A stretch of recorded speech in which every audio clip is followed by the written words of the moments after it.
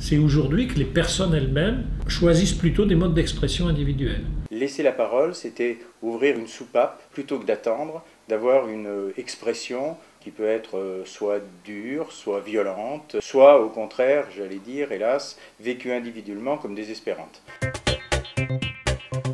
En quelques mots, qu'est-ce qui s'est passé? Le 23 mai 2007, SFR a organisé un comité central d'entreprise et nous a annoncé qu'elle allait sortir 1900 salariés de l'entreprise pour aller à la sous-traitance.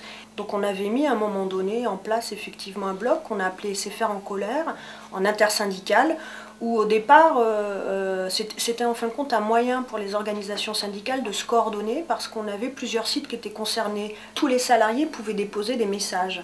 Après on avait les syndicalistes, donc nous au niveau des organisations syndicales on pouvait déposer des informations, des documents, mettre un petit peu tout ce qui se passait.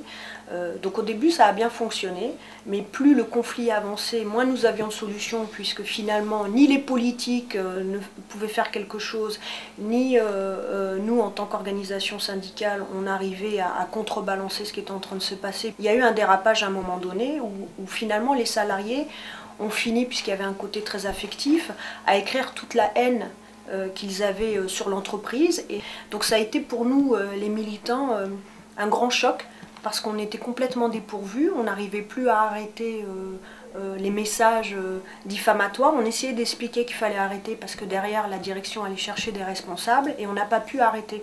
Les salariés devaient s'exprimer quelque part parce qu'il y avait une trahison de la part des SFR, une entreprise où ils étaient là depuis 10 ans, la moyenne d'âge c'était 27 ans, c'était nécessaire de leur donner un défouloir.